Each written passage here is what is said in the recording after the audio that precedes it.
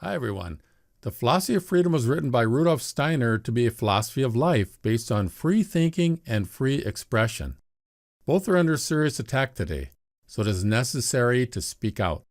An attack on our freedom is an attack on our very humanity, on what makes us human. We are human beings in the fullest sense only insofar as we are free. The first American citizens recognized free speech as a human right, not something that is bestowed by government. The ACLU informs us that although it is commonly thought that we are entitled to free speech because the First Amendment gives it to us, this country's original citizens believed that as human beings they were entitled to free speech, and they invented the First Amendment in order to protect it.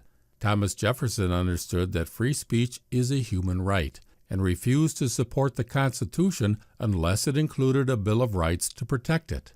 In the very First Amendment is the right of free speech. Congress shall make no law abridging the freedom of speech. Liberty is at the core of the American spirit. I grew up repeatedly hearing how courageous Americans were willing to die for freedom. Give me liberty or give me death. Jefferson said we should all be willing to become martyrs to preserve free minds. To preserve the freedom of the human mind, then, and freedom of the press, every spirit should be ready to devote itself to martyrdom. The First Amendment is the very basis of our country. Wars have been fought because of the First Amendment. It's something that we have to protect. And that's why I joined the United States Marine Corps. Even if you don't agree with what the other person says, they have the right to say it. But over the years, our right to free speech has been under attack. On college campuses, students shut down people they disagree with. The media censors unpopular opinions. The American spirit is deeply devoted to free speech, so I was shocked when I read the news about criminalizing free speech. U.S. lawmakers seek to criminally outlaw support for boycott campaign against Israel. The criminalization of political speech and activism against Israel has become one of the gravest threats to free speech in the West. In France, activists have been arrested and prosecuted for wearing T-shirts advocating a boycott of Israel. The UK has enacted a series of measures designed to outlaw such activism. In the U.S., governors compete with one another over who can implement the most extreme regulations to bar businesses from participating in any boycotts aimed even at Israeli settlements, which the world regards as illegal.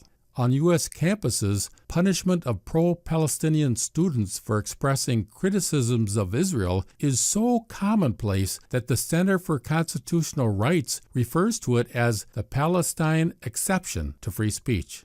You can talk about almost anything in the United States and political speech is protected, except when it comes to supporting Palestinian human rights. This is the Palestinian exception to free speech. No criticism of Israel allowed.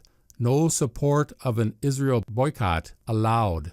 A boycott was started as a way to pressure Israel to stop violating the human rights of Palestinians. A bill before Congress named the Israel Anti-Boycott Act is intended to end the boycott by punishing any American who supports it. It has the support of 48 senators. Any American who supports a boycott of Israel will be charged with a felony. The minimum civil penalty is $250,000. The maximum criminal penalty is 1 million and 20 years in prison. The American Israel Public Affairs Committee, AIPAC, helped draft the bill. The American Civil Liberties Union has slammed Israel lobby groups for backing the anti-BDS boycott bill. The ACLU reports that the Anti-Defamation League, the ADL, a major Israel lobby group, has given its backing to the Israel Anti-Boycott Act, a bill that could impose large fines and long prison sentences on those who boycott Israel. The legislation, already a key priority for the Israel lobby group, the American Israel Public Affairs Committee, AIPAC, has faced stiffer than usual resistance in Congress after the American Civil Liberties Union denounced it as an unconstitutional attack on free speech rights. How can an unconstitutional bill that attacks our American values even get a single vote in Congress? According to the Jerusalem Post, U.S. Jews contribute half of all donations to the Democratic Party. Jewish donors also give 25% of the Republican National Convention's cash. The suppression of free thinking and free speech has its consequences. Jefferson goes on to say how they are necessary for individual and social progress. For as long as we may think as we will and speak as we think, the condition of man will proceed in improvement. Christopher Hitchens reminds us that broad-mindedness is necessary in the pursuit of truth. Truth is found by looking at things from all sides. Indeed, as John Stuart Mill said, if all in society were agreed on the truth and beauty and value of one proposition, all except one person, it would be most important, in fact, it would become even more important, that that one heretic be heard, because we would still benefit from his perhaps outrageous or appalling view.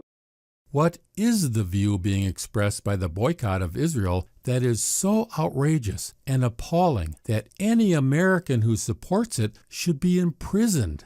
Boycott, divestment, sanctions, BDS is a Palestinian-led movement for freedom, justice, and equality.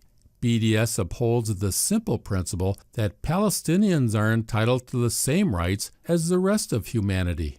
Inspired by the South African anti-apartheid movement, the BDS call urges action to pressure Israel to comply with international law. The Israel lobby is asking us to tear up our Constitution, betray our American values, and imprison our citizens to protect apartheid in a foreign country. This is not the only place where the Israel lobby is attacking our free speech. YouTube says it will fight extremist content by censoring controversial videos. Who are they teaming up with to oversee this new program? Must be someone non-partisan, trustworthy, credible. A group that clearly knows the difference between free speech and violent hate speech, right? It's the Anti-Defamation League, the ADL. Oh. The Israel lobby wants to suppress outer action with imprisonment and inner thought with censorship. The philosophy of freedom makes a distinction between condemning a person to inaction and enslaving a human spirit or mind. External powers may prevent me from doing what I want. In that case, they simply condemn me to inaction or deprive me of freedom. It is only when they enslave my spirit, drive my motives from my head, and replace them with their own that they really intend to make me unfree. This is why the church is not merely against actions, but particularly against impure thoughts. The Israel lobby wants to imprison activists, and even more importantly, it wants to censor the internet from what it deems are impure thoughts. The free spirit is not intimidated. Here is its response. Freedom, you friendly human name, you contain all that is morally loved, all that my humanity most values, and makes me the servant of no one. You hold no law over me, but wait for what my inclination will proclaim as law, because it resists every law that is forced upon it. We may have temporary setbacks, but the American spirit, the human spirit, will prevail. Thanks for watching, and remember to live and let live.